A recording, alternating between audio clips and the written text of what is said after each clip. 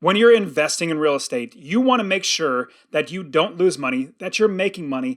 And the best way to do that is to run your business as a business. Now, I'll unpack that. And definitely at the very end of the video, I'm going to give you even more practical steps on how to run your business as a business. Now, as you're doing this, what you're realizing is you're buying a rental property and you want to make money in passive income. I suggest with all my students in the real estate wealth builders and everybody that listens to me, I'm going to tell you, try to shoot for $250 a month in passive income. That's the minimum. You could always get more. I have 30 plus properties that make me $250 as a minimum, if not $300, $400, even $700 a month in passive income. In fact, I have one student who literally bought a duplex with $50,000 of his own money. Then he refinanced it, pulled his cash out. He's only into the property for $2,000, and he's making $700 a month in passive income. So, I mean, this was like a month ago. So you can literally do this. And hey guys, Dustin Heiner here with Master Passive Income. And I want to show you how you can quit that JOB, that just over broke job, by investing in real estate rental properties so you never, ever have to work a job again.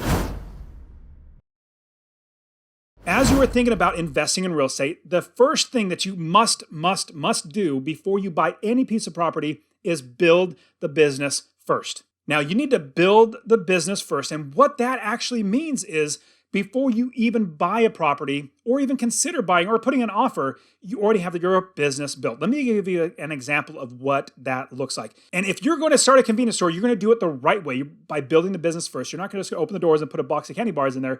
What you're going to do is you're going to get the gondolas, the shelving units that are going to be where all the candy bars sit on. You're going to get the fountain machines. You're going to get the cold storage. You're going to get countertops, cash registers, employees, bank accounts, all that sort of stuff. You're going to build the entire business first before, get this, before you buy any inventory or put any inventory into the business. Same thing with real estate investing.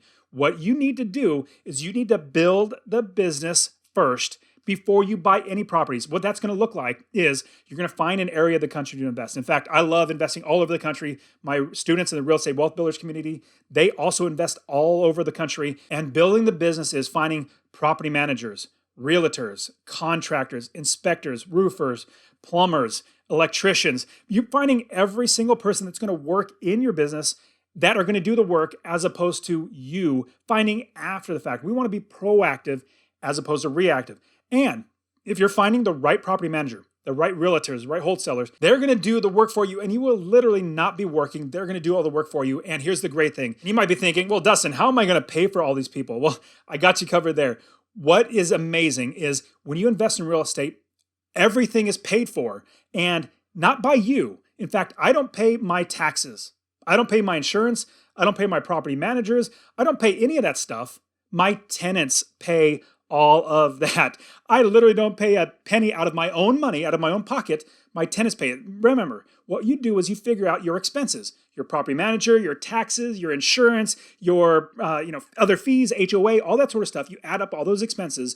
You make sure your income, your rents are higher than that. So that difference is your passive income that you make, like I said, always a minimum of $250 a month in passive income. Now, when you're building the business, you're going to have people that are going to help you to understand what is going right and what could potentially go wrong in your business. And I'm going to give you a huge jump start into this. I want to give you my real estate investing course absolutely for free. If you text the word rental to 33777, RENTAL to 33777, or if you go to masterpassiveincome.com/free course, it's in the description. Go ahead and check that out.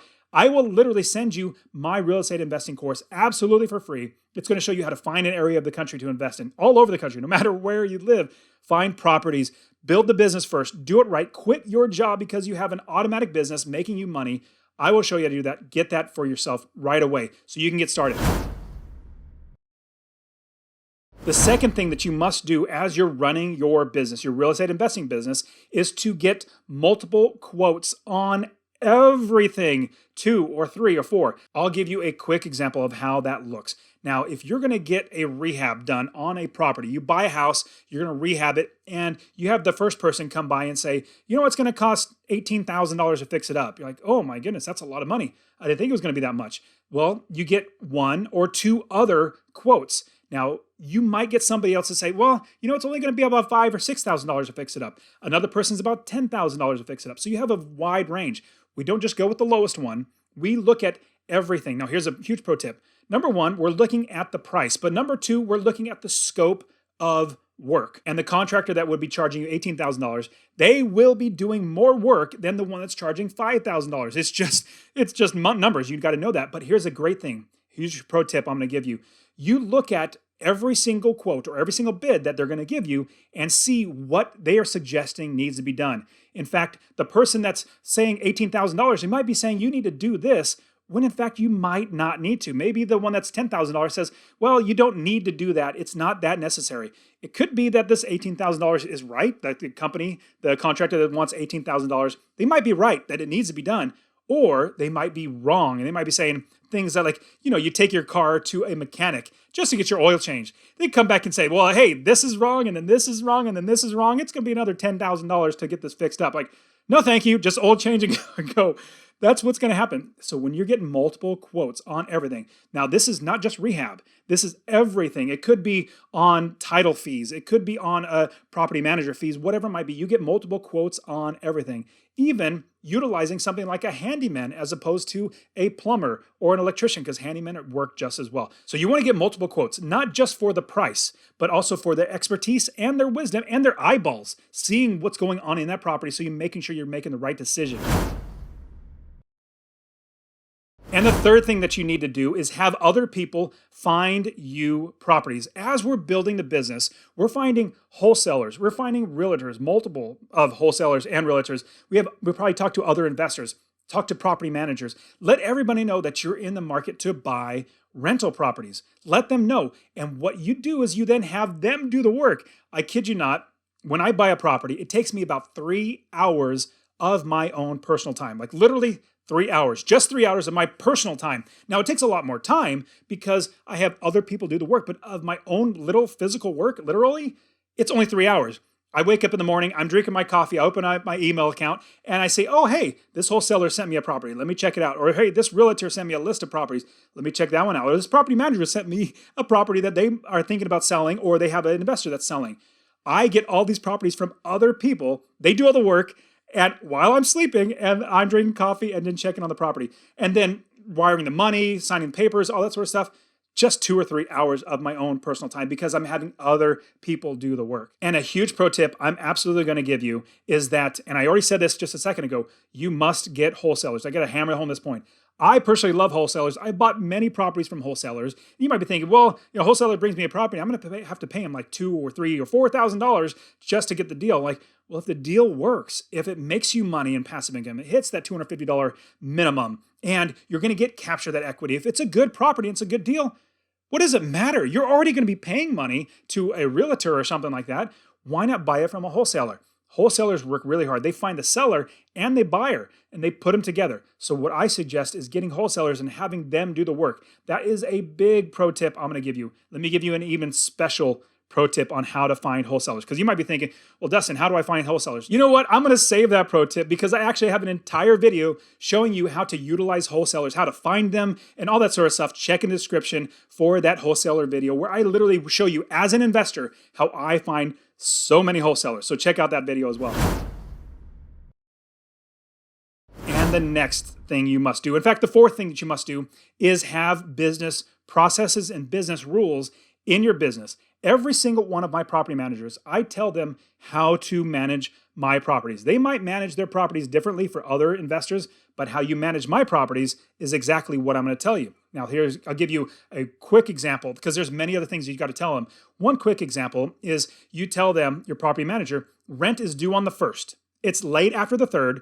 On the 4th, you put a 3-day notice if they haven't paid. And if they pay during that time, then you get a late fee if it's after the 3rd. And 3 days after that 3-day notice is finished, and it's now legal for you to actually go through the eviction process. If they haven't paid you, you literally go through the eviction process because you're running your business as a business. You're making sure that you are not getting taken advantage of. When I first got started, I was listening to every sob story and being okay with the sob stories. It's not good. In fact, some people are lying. It's sad to say.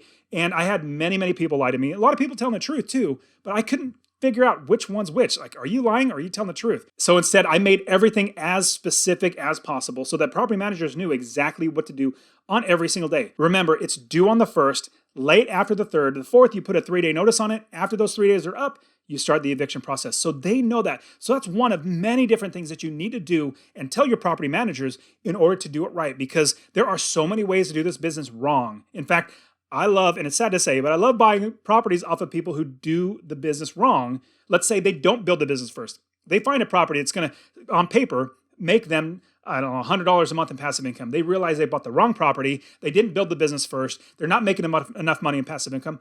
I and my students buy it off them because they're like, take it from me. I'm fed up with this property. I'm fed up with landlording. I'm never going to do it again. It's sad to say, but I make a lot of money when people do that. And you want to build the business first. On top of that, have those business processes in place so that your property managers know exactly how to do it and they don't deviate from it. They stick to your schedule. And the fifth thing that you must do is hire slow, but fire fast. Hire slow and fire fast. I learned the hard way, and I had somebody steal a lot of money from me. Let me share with you exactly how that looks. If you're going to hire slow, you're going to hire a property manager for your property, and you're going to interview them over maybe 1 or 2 weeks. Like, you're not going to just call up, hey, property manager, oh, you're alive? Let me have you manage my property. Thank you. Bye. Click. No, you don't do that. You actually talk to them many, many times. You make sure that you're hiring slow, that number one, they're good at communication, that they're trustworthy, that they know what they're talking about, that they don't sound scatterbrained or all that sort of stuff. You want to make sure that they are actually going to be able to run your business well and do your business right. Now, when I say fire fast, if you find out that somebody's stealing from you, or even have the thought that somebody's stealing from you, fire them fast. My property manager, my very first one that I hired, after about 6 months, she started stealing from me. She's like, this guy from California, he has no clue what he's doing. Let me just start stealing from him. I started getting receipts or random receipts, like handwritten receipts that looked like were her handwriting, sent to me on certain things, $1,000 here, $500 there. And I realized, well, on top of that, not just receipts, but even the statement had things that didn't have receipts to them. Like, this is just not right. Turns out she started another business, like a Subway sandwich business, and that was losing money. So she was stealing from me, putting it into her business. Long story short, I fired her right away. So you want to hire slow and fire fast. And the sixth thing that you need to do is you need to manage your property managers. Don't just take everything that your property manager says and say, go ahead, do what you think's best. Do not do that. In fact, you need to double and triple check everything. Now, let me give you a huge example. If I were to spend your money, do you think I would care as much about your money as you do? No, I don't, because it's not my money. I didn't work hard for this money. Like, we can spend 10% more just because, let's just get it done. No, and that's what your property managers tend to think. They don't want to. It's not like that's their goal. It just comes out. It's human nature. Like, it's $14,000. Yeah, let's go ahead and do it. No, get 3 more quotes on that. I'm not going to pay $14,000. I want to make sure I have the right work done. I have many property managers that come back to me and say, hey, we got one quote, and here's the quote for $3,000 to get this fixed. I'm like, where are the other 2? Like, business process. Here's another business process. You get 3 quotes on anything that's over $1,000 in repairs. Don't come to me with just 1 quote, because I'm going to say no. Get me 2 other quotes so I have 3 total quotes so I can see how much they're going to charge, but also the scope of work. I want to make sure that they, number one, have a good price, but number 2, that the scope of work, that they're not overdoing the house or they're fixing up something that they don't need to do or should not do. And as you are building your business and you're doing it right, you run your business like this, you're going to be successful. You guys, if you got anything out of this, I would appreciate if you smash that like button and also subscribe and hit the notification bell. I'm giving out so much great information on how to invest in real estate. And don't forget to watch this video right here. We'll see you in the next one.